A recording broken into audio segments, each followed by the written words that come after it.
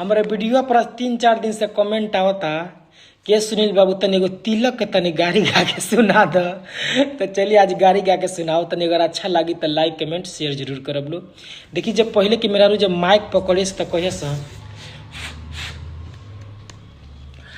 अरे खाली ये तिलकारू साले गरम गरम पुड़िया केहू नहीं तोहरा के रोके हो नहीं टोके आज रतिया से लगबा तू पोके हो नहीं रोके तोहर दीदिया काहे लगी है ओके हो नहीं रोके तसाबाजी तोहरी बहिनिया के परोरा के बा ओही में कूटल मसाला हमारा भाई